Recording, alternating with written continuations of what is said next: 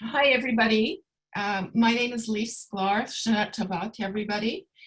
I want to welcome you to today's session, Competitive Suffering is the Holocaust's Uniqueness Beyond Comparison, with Professor Mark Weber. Please note that this program is being recorded.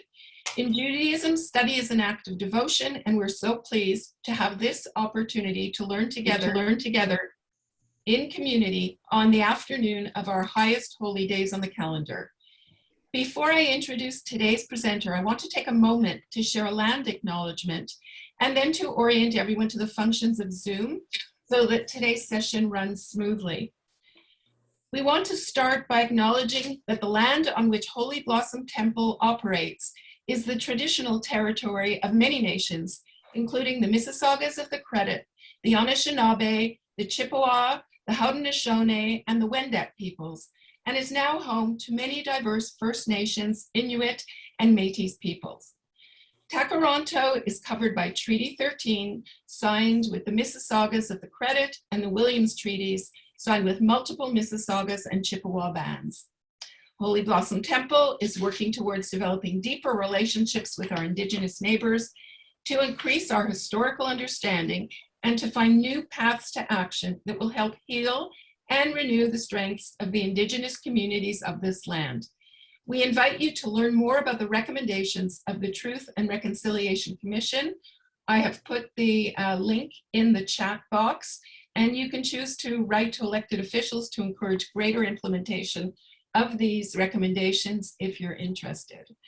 And now just a couple of minutes about technical things. We invite you to rename yourself with your full name, pronoun, and location so that we can get to know each other a little as we go. If you'd like to do that, click on the top right-hand corner where your name is, and there's an option that says rename. Please keep yourself muted at all times. There will be opportunities to make comments or perhaps ask questions. If that happens, when that happens, raise your hand on the Zoom screen and mute yourself when you're done, please. We've enabled auto captioning for this event. You can choose to view or not view the captions by clicking on the CC icon and choosing view subtitles on the bottom of the screen. They can also be viewed as a live transcript in a sidebar as well as saved. I will be here monitoring the chat, so you can post questions to everyone in the chat box so that both Professor Weber and I will see them. You can also message me privately if there are any technical issues that arise by clicking on the little caret besides to everyone and typing in my name, choosing my name. I think that is it on the technical. Oh yeah, one more. If you want to change your view to see only the speaker, you can toggle between gallery and speaker view. That's in the right-hand upper corner to change your view. And now it's my great honor to introduce today's teacher, Professor Mark Weber.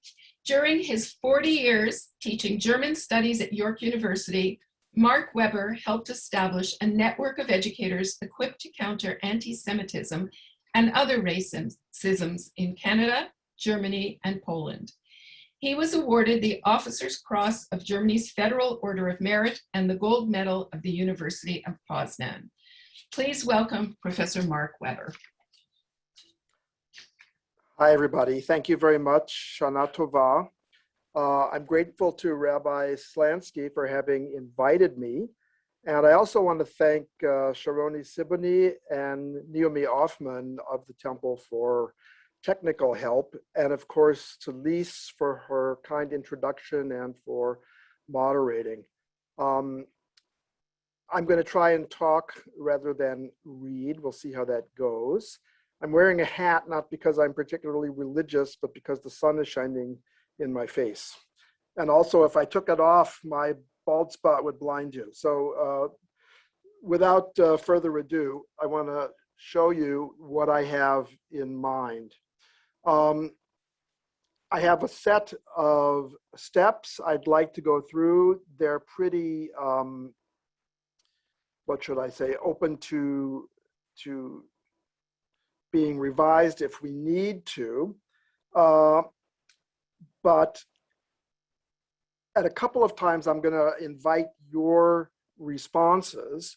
And throughout, I'm going to be considering the topic in the context of the High Holy Days, and especially Rosh Hashanah as Yom HaZikaron, the Day of Remembrance.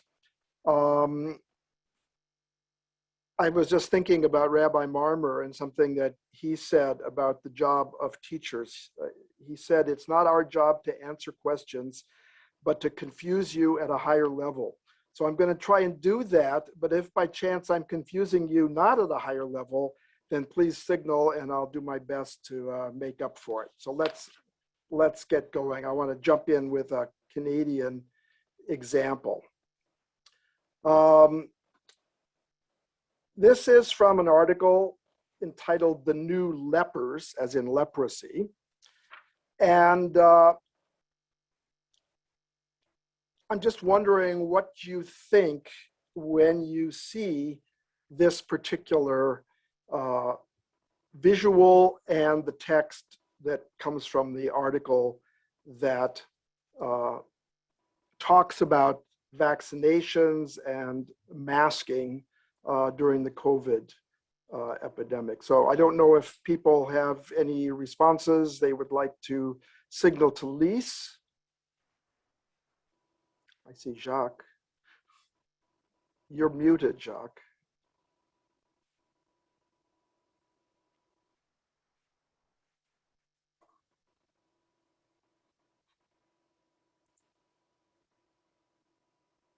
So far, I don't see anything on the chat room. I don't know if Jacques was signaling or not.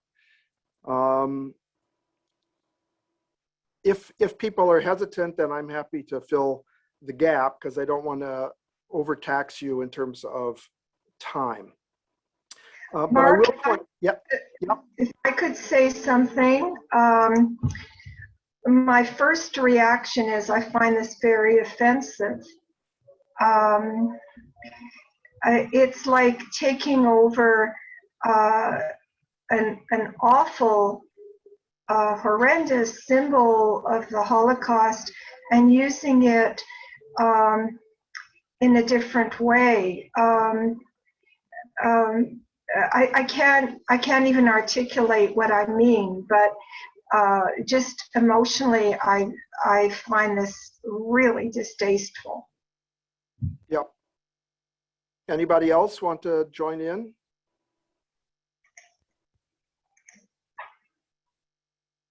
Well, then I'll jump in. I totally agree with you, Anne. And when I saw this, I thought I need to talk about this. I do want to say that I'm not using this session to point the finger at people. I want us to become more self-aware of what we're doing, but sometimes we have to do that by using other examples. So this is from this article called "The New Lepers." And this is not the only comparison in that article. There was one to France during the Revolution, Jacobin-style demand for your papers. Then they talk about the new lepers, are people being ostracized as people with leprosy were way back when. And then finally, the author gets to the yellow star. So Anne has put her finger on things that they do come with a lot of emotional oomph. What are they doing? I think they are making a comparison, which she and I both find inappropriate, but we have to think about why we find that inappropriate, and I'm going to talk about that later on. It does take a case, Jews wearing yellow stars, that people immediately identify with, and then it uses it in a different context. And like Anne, I would say that what's going on here is that the author is not probably trying to enlighten us, but is trying to produce an emotional response, and that emotional response is not neutral, it's value laden. So I'm going to ask you to keep this in the background as we go through here. Now, I want to talk a little bit about metaphor because I'm not a historian. I'm not, like Jacques, a philosopher. I'm a German studies person, as Lee said, and basically I worked as a metaphorologist, so trying to figure out how metaphor works and how people use it for good and for bad. And I was most often looking at how different language groups or different cultural groups either understand or misunderstand each other. So obviously in that program that I did with my colleague and friend Michael Brown from York, with looking at the Holocaust with students from Canada, Germany, and Poland, there were lots of opportunities both to improve understanding, but also to misunderstand each other. And I used those as a learning possibility for myself as well as for the students. So metaphor. So a lot of people remember what we were taught about metaphor in school, but I want to say that metaphor isn't just something you find in poetry. It's something that we human beings use to both make sense of the world and to express what we think about and feel about the world.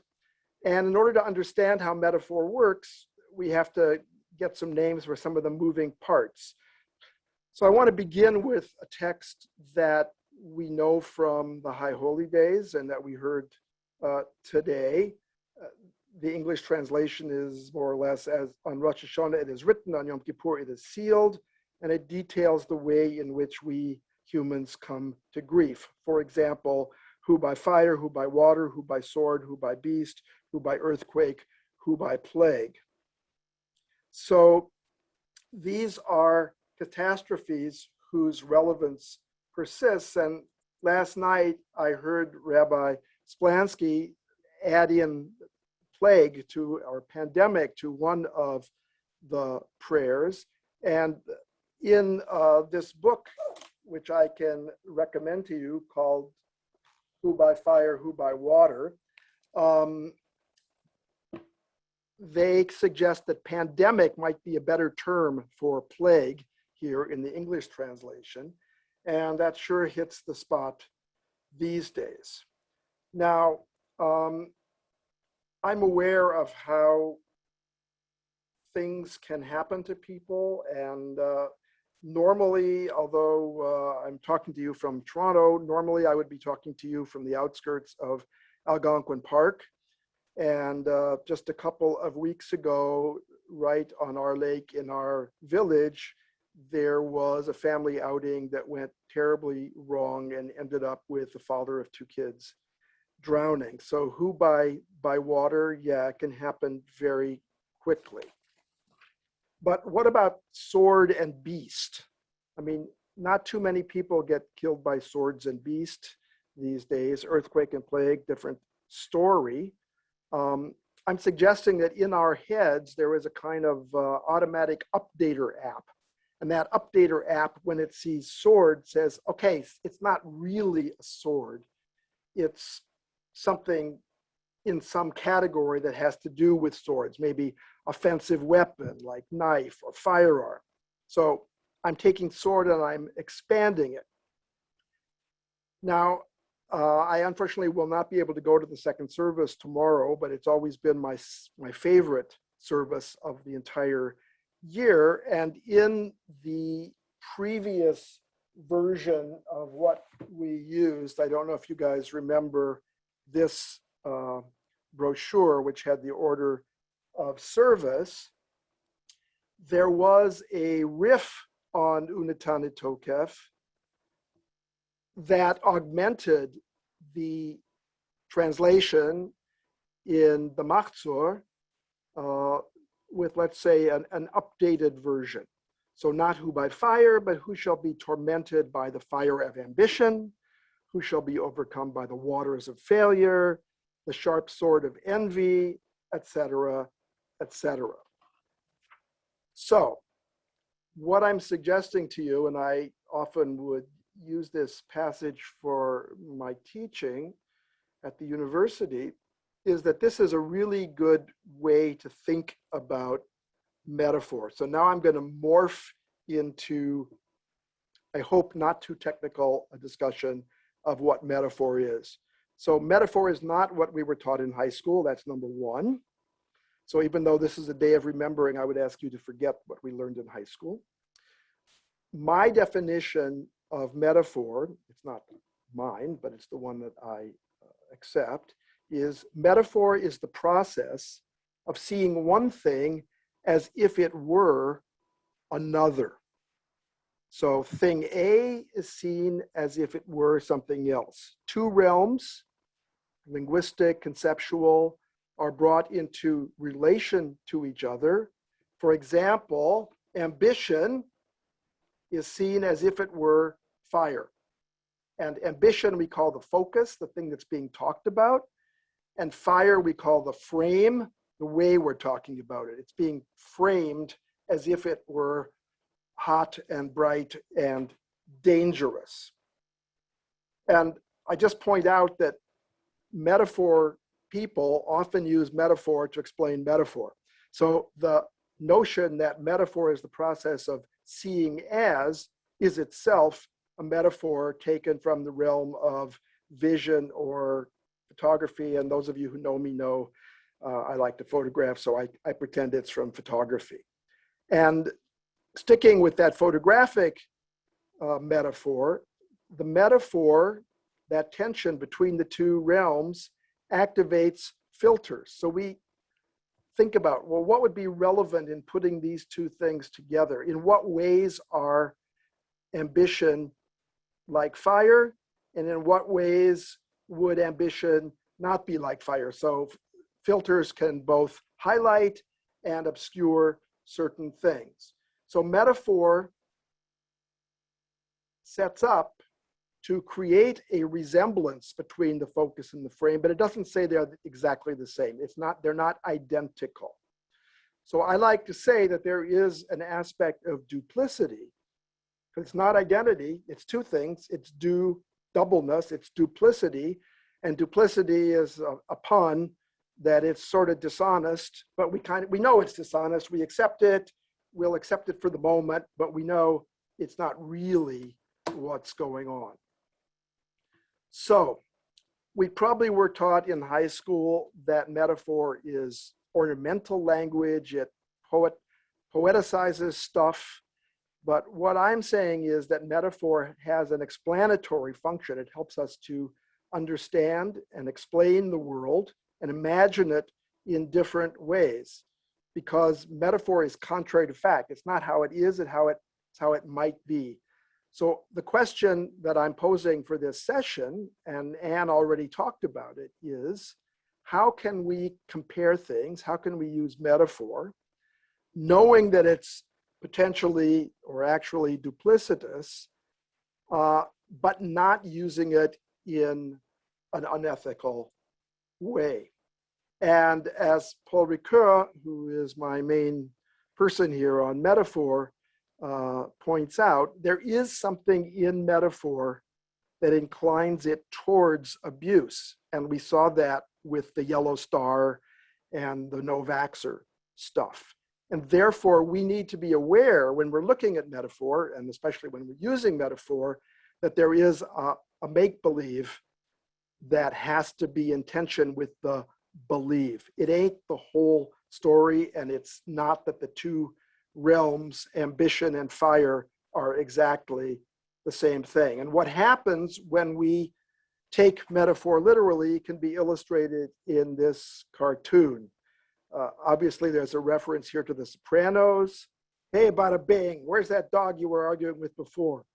He's sleeping with the fishes.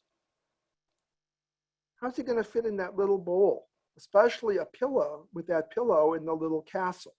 So here Grimm from Mother Goose and Grimm is taking it literally, and Bada Boom is not meaning it in that, Bada Bing is not meaning it in that way. So we have to be cautious about whether we're dealing with something that is intended or could be seen as literal or not. So I'm going to pause here, see if there's anything that needs to be clarified. I don't see wild hand raising. Lise, you don't see it either, eh? No, okay. So now I'm going to dive into some examples. So this first example is a photograph that I took in a place in Poland called Długa Łąka, which means in English, long meadow. And it's between two little towns in central Poland, the names of which you see up there. And in this particular photograph, you see kind of the original post-war signage. And the text reads something like this. In this place, in the autumn of 1941, the Hitlerite occupier, which was standard Polish parlance back then for talking about the Nazis, carried out the collective murder of 1,500 children, women, and men, Polish citizens of the Konin district. So Konin is sort of the county seat. So the question is, looking at various aspects of this particular site of memory, what strikes you about the photograph and the text? Anything in particular?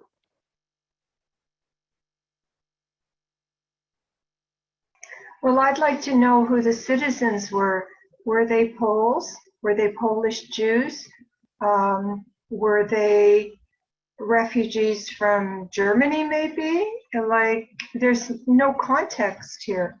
That's correct. And for those of us who are very closely attentive to what memorial sites can be, and I would say prescriptively should be, I think the best practice that people follow these days is that memorial sites can move us and probably should move us, but they should also be informative and they should provide context. And that's the context that you're not seeing because it's not there.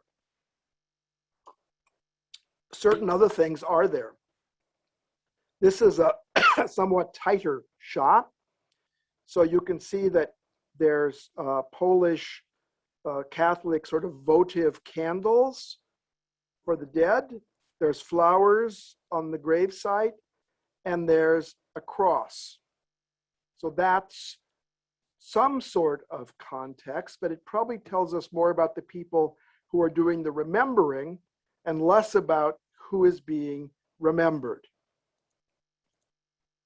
And here is a more recent text that has been added, which says that in this place, the Hitlerites murdered 1,500 Jews from this region, from the combined ghettos of Grodzu and Szkowie. So here in this more recent plaque that was brought, I'm not certain what the year that this was put there, we do get, and we have, instead of a cross, we have a Star of David. So that provides some missing context. The backstory of this is that a friend and colleague of mine who teaches at a Polish university brought my wife and me here several years ago and told the story that his grandmother was on the way between these two villages when some German army trucks pulled up and started unloading bodies. And when she walked onto the scene, they immediately put a pistol to her head and told her that this was something she couldn't see, and so she was going to have to die as well. And she started praying, a good Catholic, but she prayed in German because this is a district that used to belong to Germany. And when they heard her praying in German, they said, okay, we're not going to kill you this time, but if we ever find it, we know who you are. If we ever hear that you've said anything about this, we're going to come for you. So this is a memorial site that Catholic Poles set up to memorialize Jewish victims who were taken from the ghetto, killed, and buried here in anonymous graves. That's the context. So the other question would be, is this an appropriate memorial for these victims, given the fact that it's basically done very small scale without a lot of financial or learned backing?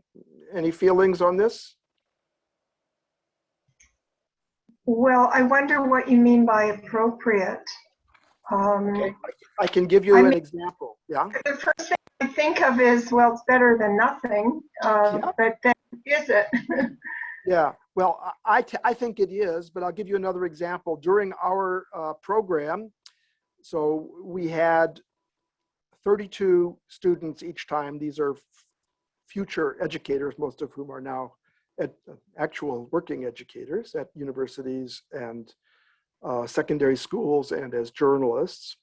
When we went to the Polish village of Oświęcim, which the Germans called Auschwitz, we saw a memorial that contained crosses. And one of our Canadian Jewish participants was outraged that this place should be desecrated with a cross and with the trappings of Catholic memorialization, like the cross or the candles or the flowers.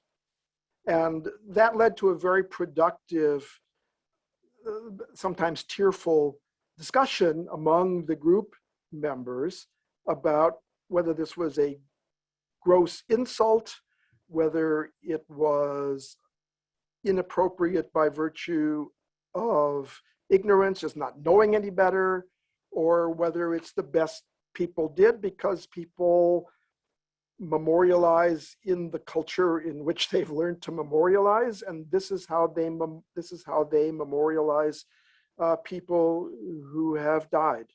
So I don't have an answer for you. That's the context. Does that help at all?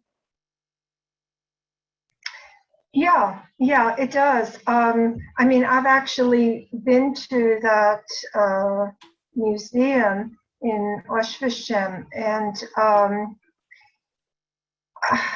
I mean, just because 1.2 million Jews were killed in Auschwitz, it doesn't mean no one else was. And we have to recognize the other victims as well, I think, in whatever culture is appropriate for that culture. Well, I didn't pay you in advance to say that, did I? No, but if you want to, fine. Well, how about a virtual pat on the back, and thank you for that. Now I'm gonna take us to a slightly more iffy example from also from Poland. So those of you who have been to the memorial site of Birkenau know that most people enter the memorial site through the famous gate that has the railroad tracks. And if you want to get out, you can go down that same path, but our group, these are our group, are exiting on a parallel path, and it leads to a building that in the bad old days was the command and control building for Birkenau. And you can see our bus waiting for us. But this building is no longer part of the museum and the memorial site. It's a Catholic church. So we see that here. And the question is whether a Catholic church belongs in Birkenau. And this is a quotation from Rabbi Avi Weiss from 2017, who was reporting that back in 1995, they had protested the presence of a church when it could be many other places. So as Anne said, one possibility for this kind of symbolization is that Poland is a Catholic country and the faithful need a church, and the best way to denazify a camp is to convert it into a church. But Rabbi Weiss thinks that that is not appropriate. And he does explicitly acknowledge in this article that 75,000 approximately Polish Christians were murdered or died at Auschwitz. And we know that others died as well. So the question that I'm posing here really is not so much the question of appropriateness. I think you can come down on, well, as good Jews, we can probably come down on all sides of the issue. But really, is this shared history on shared ground where there are multiple victim groups and a complicated set of perpetrators? Or is this memory site going to be not a shared site, but a divided site with history that persists in being divisive, and it takes people apart instead of giving them a set of equivalent, and I'll use the loaded word comparable things to memorialize. And then the question would be, what is a proper way, or what are proper ways for the comparison or the shared notions to be thought of as opposed to what might be wrong with this. And that leads me to the 4 questions. I know it's the wrong holiday, but I still came up with 4 questions. So the 4 questions really are: does the Holocaust's uniqueness mean it's beyond comparison? Can victims be perpetrators and perpetrators victims? Is victimhood a zero-sum game? In other words, if we acknowledge that other people suffered, does that detract from the, and I'm using this in quotation marks, value of our own suffering? And what might be criteria for ethical remembrance of the Holocaust and for invoking the Holocaust or National Socialism in comparisons? And fortunately or unfortunately, they are in vogue right now. So when I first started thinking about this topic, I wasn't sure what the scholarship would say. And I sure wasn't sure about my own thinking. And I think one of the benefits of my former profession is that it really allowed me to clarify things for myself in the process of hoping to clarify them for others. And I think that Yehuda Bauer's book, and I do have a list of readings which I can send people if you send me an email. So my email is mweber, MWEBBER, @yorku.ca. Yehuda Bauer's book on the Holocaust, I think, is really good.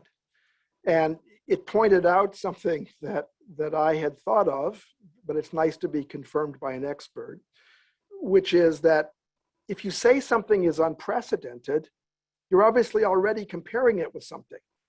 Because how do you know that it's unique unless you know that it isn't the same as something else? So then the question is, how do you find the measures of comparability without really mystifying things? And I think that's a very good set of questions from Yehuda Bauer. Some of you may have read Jan T. Gross's book, Neighbors. It's the subtitle is The Destruction of the Jewish Community in Jedwabne, Poland. And that's a village where arguably, I think most reputable historians would agree that Polish neighbors, therefore the title, Polish neighbors massacred, murdered their Jewish neighbors. And yes, there were German occupying forces there, but I think the evidence points to the fact that the Polish perpetrators acted also on their own. So when we talk about victims and perpetrators, we've got categories. And some of you may have already thought about Raoul Hilberg, perpetrators, victims, and bystanders, which offered a typology and a vocabulary. Our friend and fellow congregant Karen Mock has an article which expanded it to include activists and rescuers, and all kinds of people weigh in on whether the vocabulary, whether these terms are adequate. For me, as long as I and the people I'm talking with know that these terms are not absolute and they are not exclusive, they can be good shortcuts. But I think for me, the main lesson is that there were perpetrators, enablers, profiteers, resistors, rescuers. There were victims, of course, and all of these are human beings. So to say that they're animals actually is not a good metaphor because it lets us human beings off the hook. I think the worst part about the Holocaust and other such horrible things is that although there's lots of things that distinguish us from the human beings that did these things, we're human beings like they are, and we probably have more things in common that we would feel comfortable in acknowledging. And here I'm speaking to myself. So yesterday in the German news magazine Der Spiegel, I just came upon an article about a woman, you see her name here, Marione Ingram, who grew up in Hamburg, had a Jewish mother and a non-Jewish father, managed to make it through the Holocaust in part because the Allies bombed Hamburg and she was able to use the chaos to get out. And she now, although she's 85 years old, she travels around Germany and sometimes by internet and sometimes in person to talk to high schools. And she says down here, I am not a victim, I am a fighter. So I think it makes sense when we're talking about vocabulary to know that these terms are fluid and that we have to problematize them. One of the main things I learned from this 10-year project with the students was that wherever you start to discuss something, the first thing you have to do is try to define your terms.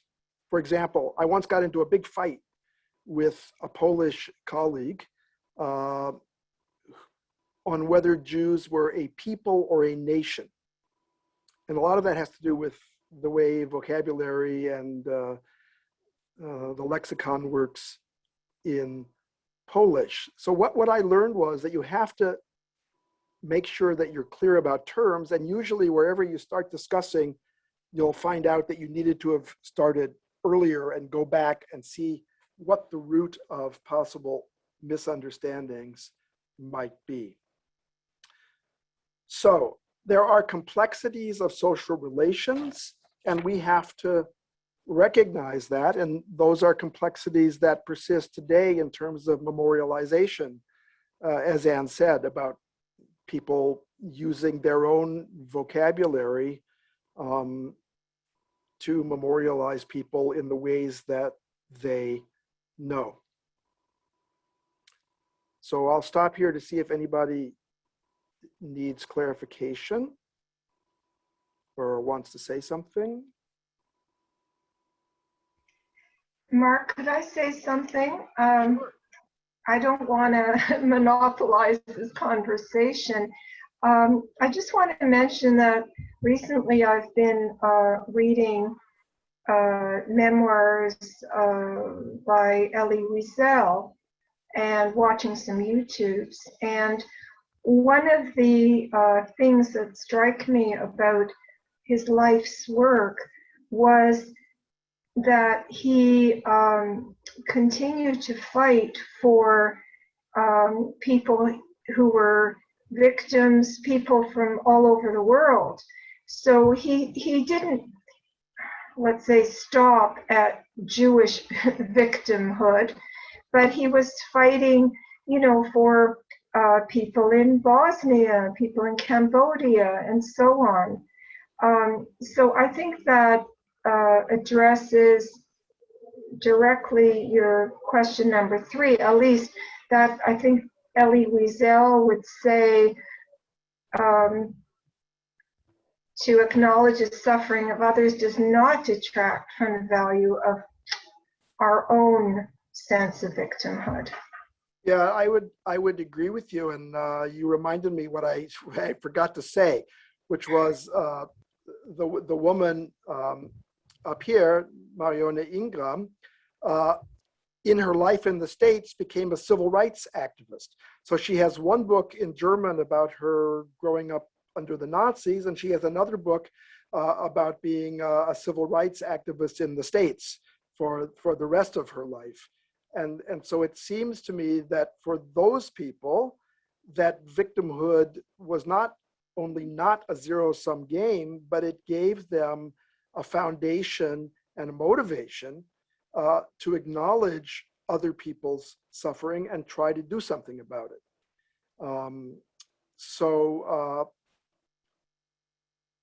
In a way, as a historian of rhetoric, I like to use rhetorical questions. I mean, some of them are real questions. I don't know the answers to them, but I think I know the answer to this one. And the answer to this one is that for some people, it's treated as if it were a zero-sum game.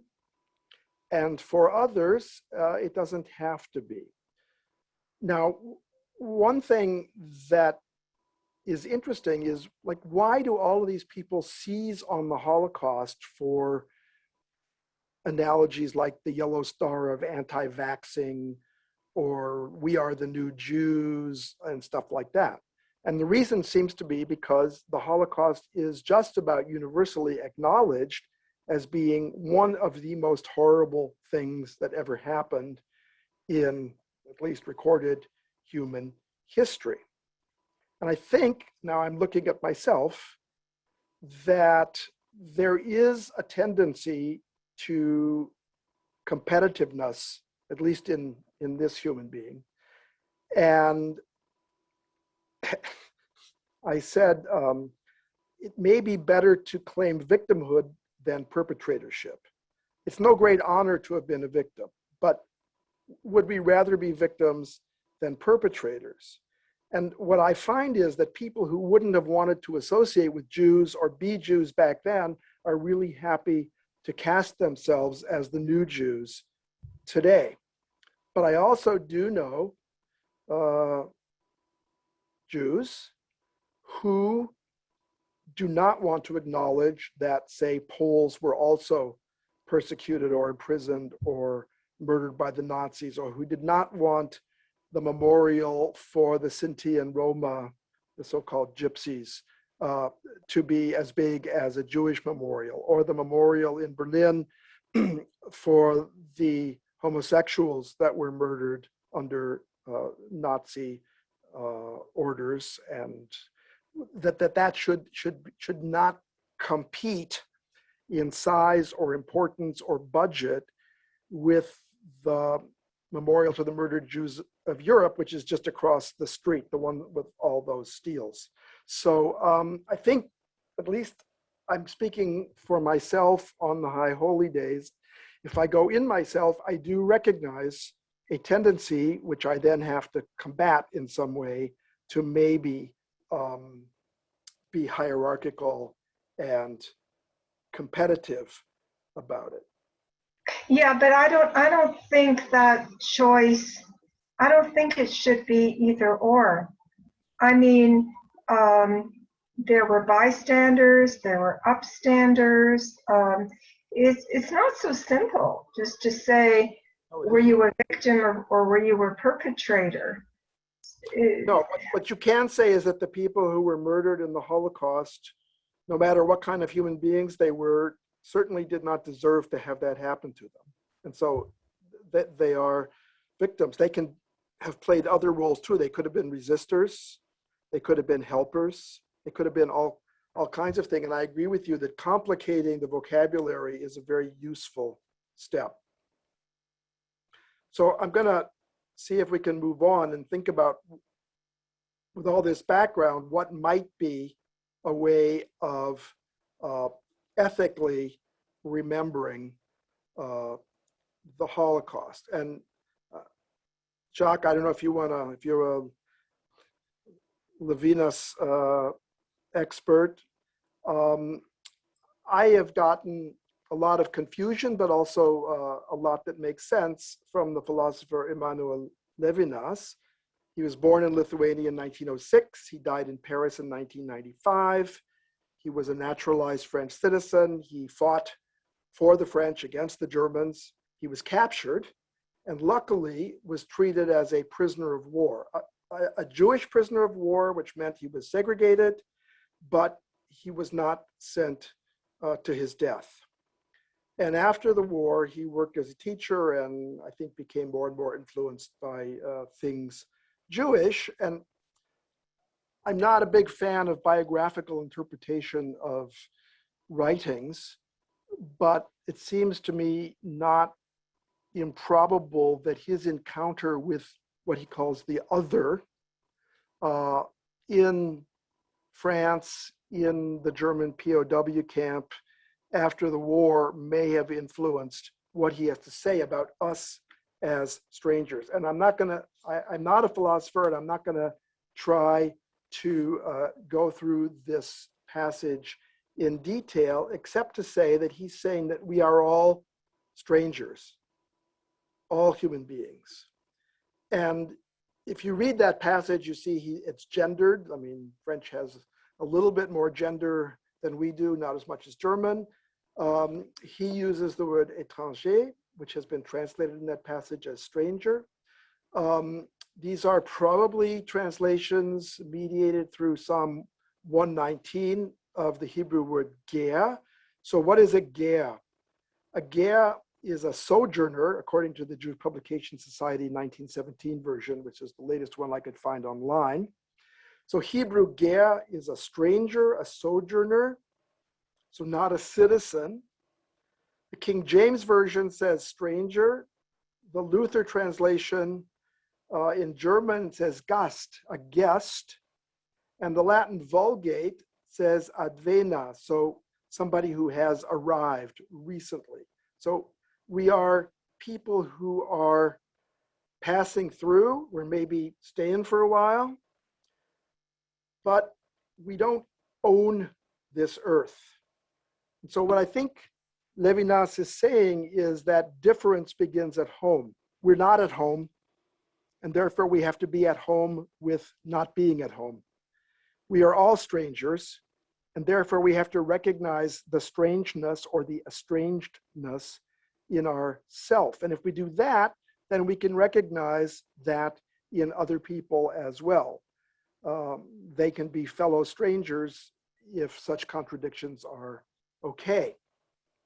And so what he's getting at, I think, is that we are not identical to others. We have to know that we're not totally in their footsteps. We can't fully identify them. That's why it's called without identity. There is no oneness there, but there is similarity and there is something that binds us together. So to go back to the seeing ourselves as if definition of metaphor, we see ourselves as if we were others while knowing that we are not totally in their shoes and respecting their agency and their individuality.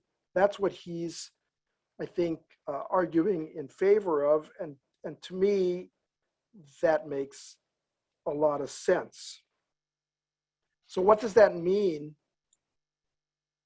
Well, I was going to put in my own land acknowledgement since I live in South Algonquin most of the time. It means that for me up north and for us down here, as Lise read, I know that my house is on the unceded territory of the Omamawinini Anishinaabeg, and it just so happens that my nephew married an Anishinaabe woman a couple of years ago who's very active in Aboriginal and Indigenous affairs. And I've learned a lot from her. If you guys are interested, she runs the website called Native Land. If you just Google Native Land, you'll find her.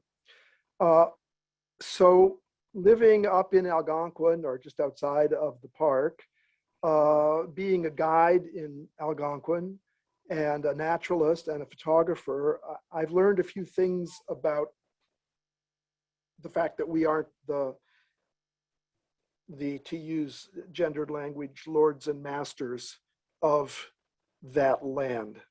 And I know that David Kaufman, my colleague at York and the Center for Jewish Studies, is doing a thing on Yom Kippur on Jewish indigenous relations. I've read some of his stuff, and I think it's really going to be interesting. He does not know that I'm saying this. So, anyhow, what do you have to do? If you're writing about it as a novelist, you have to do your research.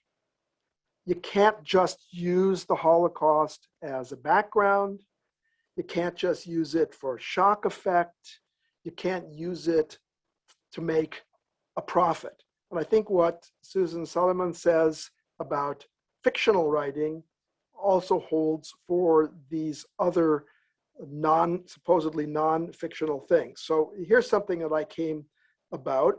So the Hatworks of Nashville on their website was advertising not vaccinated patches and saying they were coming out with hats, trucker hats, later on, only $5, blah, blah, blah, blah. So this is the owner of the store, and she's proudly displaying her not vaccinated thing. She was called on it. A lot of people canceled their deliveries to her. And she did post an apology saying that she didn't want to trivialize it or disrespect it, and it was not to exploit or make a profit. We can take that for what each of us individually thinks of it, but I think that what she says is important. It lays out the criteria. That is, you can't trivialize the Holocaust. You can't disrespect what happened. You can't disrespect the people to whom it happened. You can't just make them into lambs to the slaughter. You have to respect their agency. You can't exploit or make a profit out of their fate. So with luck, she has learned her lesson. So I would say that to sum up the ethics part of it, ethical comparisons show that their authors are informed about the particularities of both elements of the comparison. Let's say, for argument's sake, what happened to Jews and what happened to non-Jews. They have to have a sense of the proportion between the two parts of the comparison.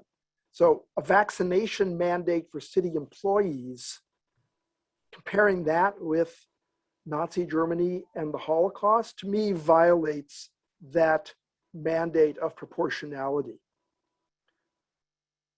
They have to have a sense of respect and empathy towards victims, knowing, however, that you can't put yourself in the place of the victims and claim to be them. You have to make the comparison with a serious purpose and not for reasons of grandstanding or sensationalism. And you can't take that comparison and claim that it is not a metaphor, but God's truth. So I'm quickly going to go to one more example from closer to home. 11th of August, 2021. You guys may have seen this particular scandal out in Edmonton, where a priest at the Polish-speaking church out there went incognito to see the Indigenous children's graves, and because they wouldn't show it to him, partly because of COVID and partly out of respect for the victims, he claimed that they were lying. And then he went on to say, this is just like the Jews lied about the pogrom at Jedwabne. The Jews lied, about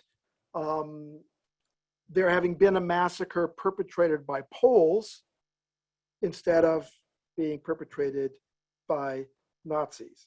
Now, he was suspended. I don't know what's going to happen to him, but it's a pretty good example of saying impossible things for both parts of your metaphor. I mean, violating the respect and the research mandate. So it's not a good deal. The thing is, I don't actually think this is a metaphor. It's a comparison, but I don't think it's a metaphor. I think he thinks it's exactly the same thing, in the same way that this placard says that there's not similarities between Nazism and Zionism, which I think you can refute in any case, but it is exactly the same thing. The comparison works in both directions. And this is what Ricoeur was referring to and warning us not to accept things as just being the exact same thing. So I'm going to give you one more example of maybe seeing things from some other perspective. And this was sent to me by Sharoni. It's the Untitled Chapter for Black Lives. And you can see that it uses the structure. In the morning it is written, and by curfew it is sealed. Who shall die while jogging? Who shall die while relaxing in the comfort of their home? And then it has the actual cases that the text is referring to.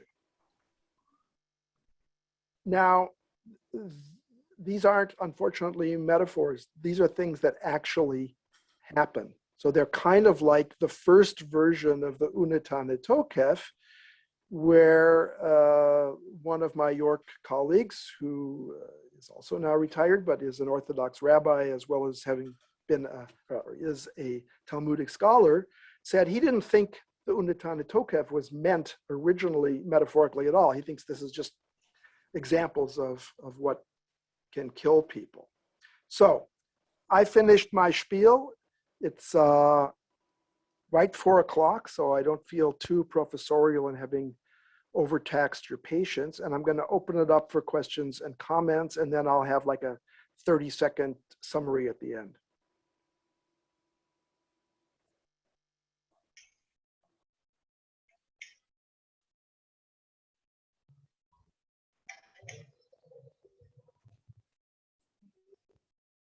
Looks So- like Anne's hand is up.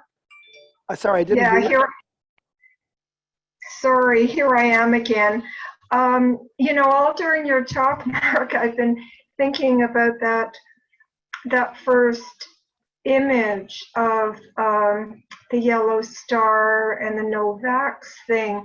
And I was trying to figure out, like, what is it that's bothering me so much? And one is, when I think of the yellow star, yeah, that one, not that one, but you know, in different languages in different countries, it was a tangible,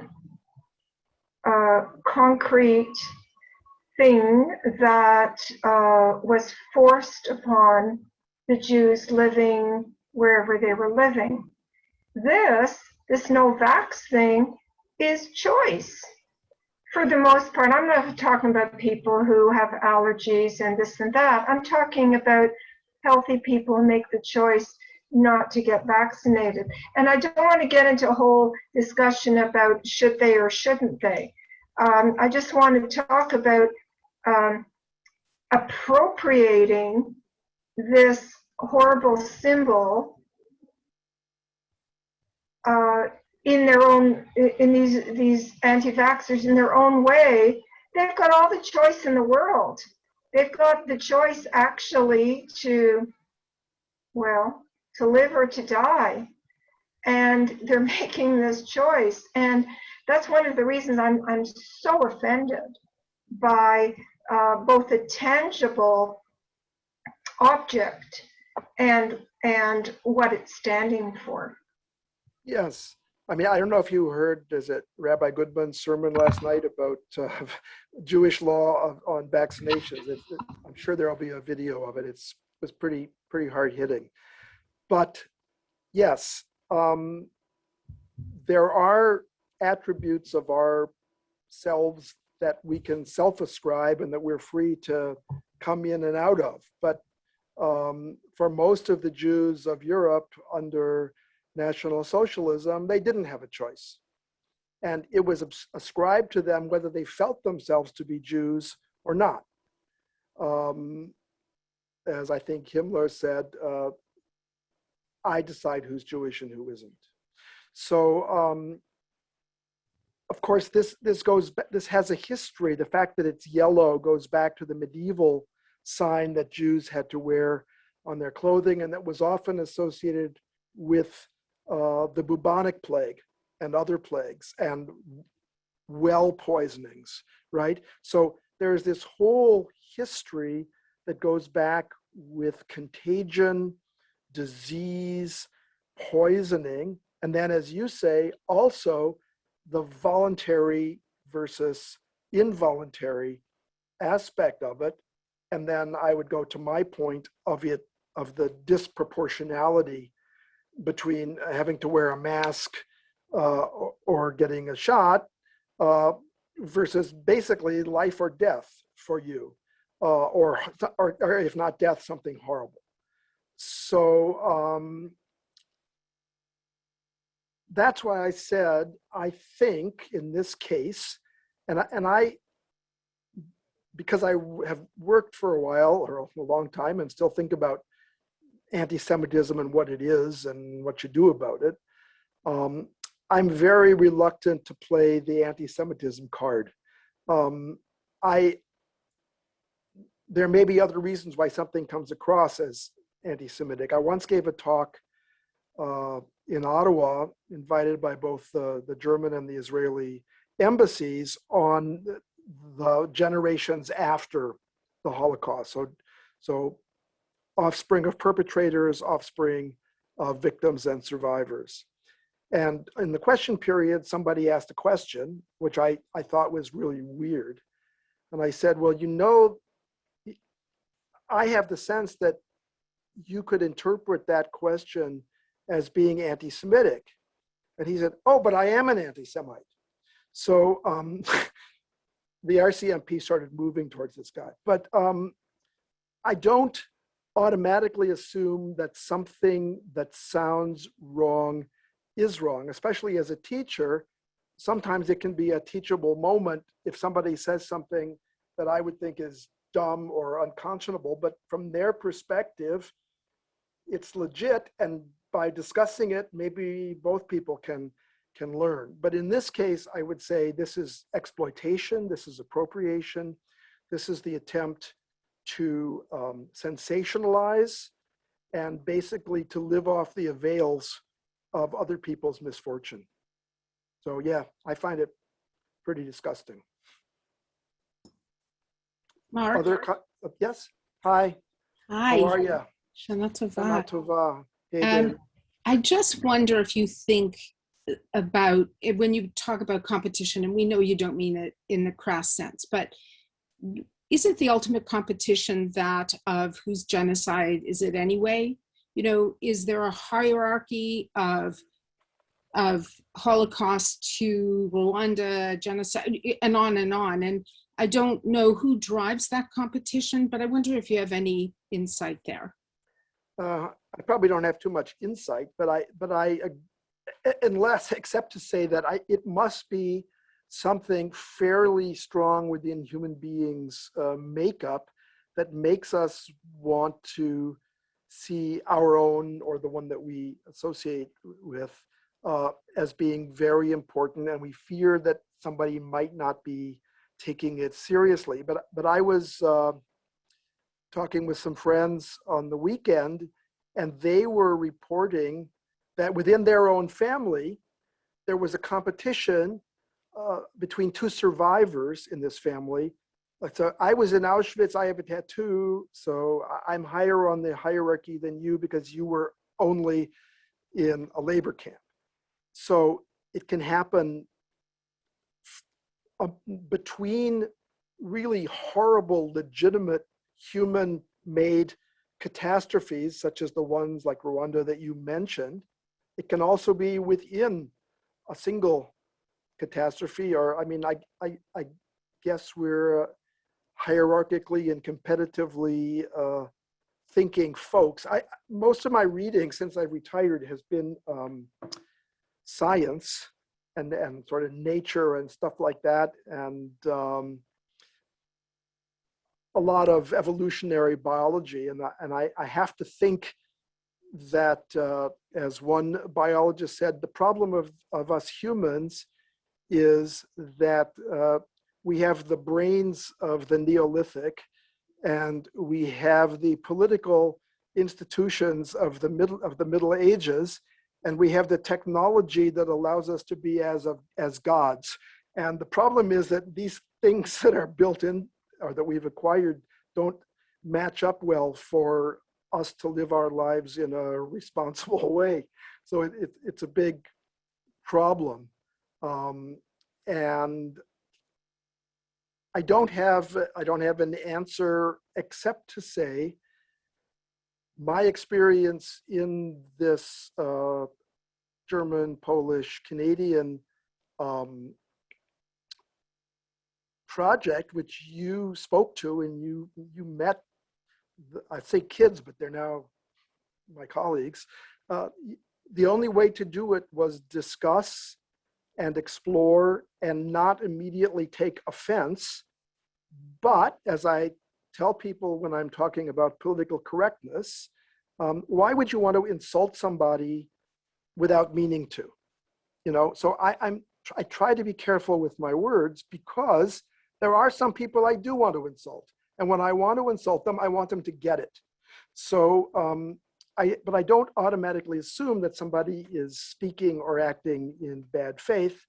If they prove it, then I would react accordingly. That's as far as my wisdom goes, I'm afraid.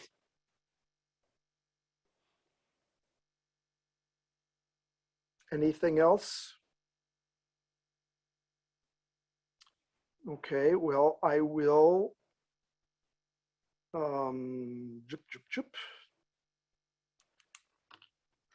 just say that